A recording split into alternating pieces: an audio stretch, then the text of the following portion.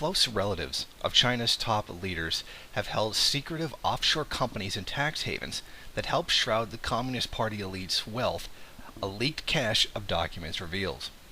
The confidential files include the details of a real estate company owned by current President Xi Jinping's brother-in-law and British Virgin Island company set up by former Premier Wen Jiabao's son and also his son-in-law.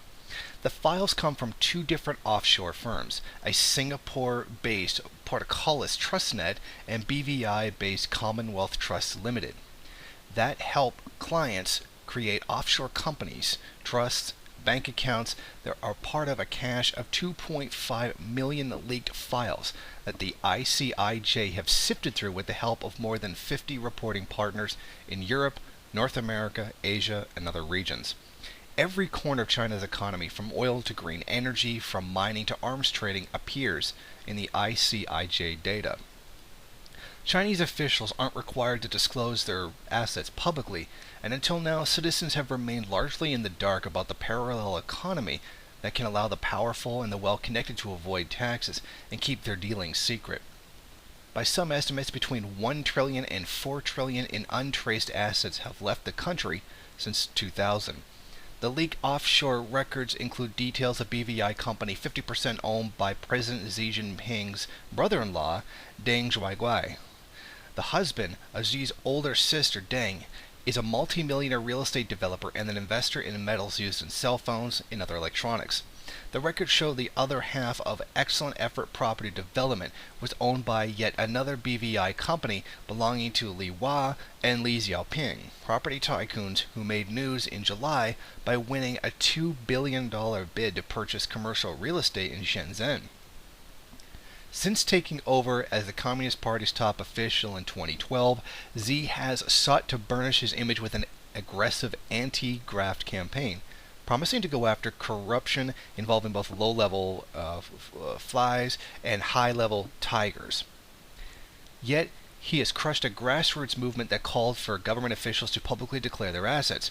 Wen Jiabao, who stepped down as premier in 2013 after a decade-long tenure, also styled himself as a reformer, cultivating an image of grandfatherly concern for China's poor.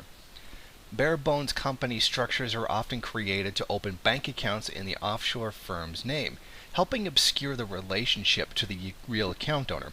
It isn't immediately clear from the documents what Trend Gold Consultants was used for. A U.S.-educated venture capitalist, Wen Yunsong, co-founder and China-focused private equity firm, and in 2012 became chairman of China's Satellite Communications Company, a state-owned firm that aspires to be Asia's largest satellite operator. A 2007 U.S. Department of State cable passed along a source's tip that Premier Wen was disgusted with his family's activities and that Wen's wife and children all have a reputation as people who can get things done for the right price. The cable, part of the WikiLeaks document dump, reported that Wen's kin did not necessarily take bribes, but they are amenable to receiving exorbitant consulting fees. A lot of this began with Deng Xiaoping. The story of China's involvement with the offshore world began with the paramount leader Deng Xiaoping's deepening of economic reforms in the early 1990s. Laws reorganizing China's economy drove many Chinese offshore because they were written with state-owned enterprises in mind, not fledgling ventures like the entrepreneur trying to market the latest iPhone app, according to Don Clark, a China specialist at George Washington University Law School in Washington, D.C. Western bankers, accountants, and investors, wary of doing business strictly on Chinese terms, also pushed the offshore model. It was us, the foreigners, that imposed this, said Rocky Lee, head of the Greater China corporate law practice of Goldwater, Wickersham, and Taft. It had to do with the foreign investors' general discomfort with Chinese rules and regulations. China's tax regimen favored foreign investment, helping fuel the push to incorporate in the BVI and other offshore centers. Some Chinese manufacturers, for example, reduced their taxes by a maneuver known as round-tripping, setting up subsidiaries outside the country, then selling their products at low cost to the subsidiaries, allowing the parent companies to avoid taxes by showing little or no profits inside China. The offshore entities in turn resold the goods at a profitable markup. then slip the profits back to the parents as untaxed foreign investment from the BVI or Hong Kong. Today, 40% of BVI's offshore business comes from China and other Asian nations, according to BVI authorities. The audit firm, now known as PricewaterhouseCoopers, helped incorporate more than 400 offshore entities through TrustNet for clients from the mainland, Hong Kong, Taiwan, the ICIJ records show. Swiss banking giant UBS helps up more than 1,000 offshore structures via TrustNet for clients from those three markets. UBS Hong Kong helped Yang Huiyan, China's richest woman with an estimated net worth of 8.3 billion US dollars, establish a BVI company in 2006. Yang, who inherited a real estate fortune from her father, did not respond to questions about her offshore company, Joy House Enterprises Limited. Things have changed dramatically for China since it first dipped its toe into the offshore world. The country is wealthier and offshore centers serving increasingly as channels not only for capital that round trips out of the country and back again, but also for overseas investment and accessing markets for metals, minerals, and other resources. Defenders of China's offshore push say the offshore system has helped boost the country's economy.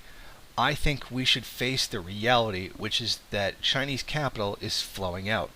I think it's actually a beneficial thing, said Mei Xinyu, a researcher at China's Commerce Ministry. Of course, I support the idea that a company should incorporate in its host country, but if the host country can't provide the right environment, then incorporating the company in an offshore center is actually a practical choice. China's corruption-plagued oil industry, which has recently been the target of criminal investigations that have led to the suspension of key oil executives, is a big player in the offshore world. China's three big state-owned oil companies, which are counted among the largest companies in the world, are linked to dozens of BVI firms that show up in the ICIJ data. Other scandal-tainted Chinese who have used the BVI to do business include Hua Guangyu, once China's richest man. The ICIJ records show that he and his wife, Liu Zhan, set up a maze of at least 31 BVI companies between 2001 and 2008 as they built the largest consumer electronics retail chain in China. His husband, Huang, was sentenced to 14 years in prison in 2010 after Chinese courts convicted him of insider trading, bribery, and stock price manipulation. Zhan was convicted of related charges but was released from prison in 2010 after serving a brief time. While Huang is in prison and many of his assets are frozen, the business empire survives through his offshore network of companies.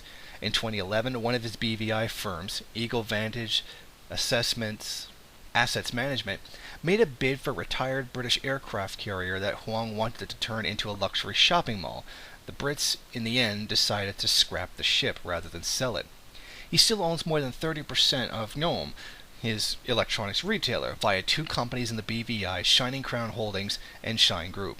Now, mainland authorities are trying to get a handle on the flow of private wealth offshore. New rules that went into effect January 1st required Chinese to report their overseas asset. How aggressively China joins the global efforts to reshape the offshore system may have a big impact on the current push for reform. Just as China has become an increasingly important player in the global economy, it has become more important as a supplier of clients to the market for offshore accounts and companies. A 2013 sponsored poll of 200 plus bankers and other offshore professionals found that China-related demand is the key driver in the offshore market's growth. The chief of a BVI offshore services firm said in the survey, China is the most important location for client origination for business in the next 5 years. Thank you for watching. Won't you go ahead, rate, comment, subscribe, and share on various social media. And if you want, you can head over to my Patreon page and show your support. Or you could head over to the MRN bookstore and check out some of the latest books available.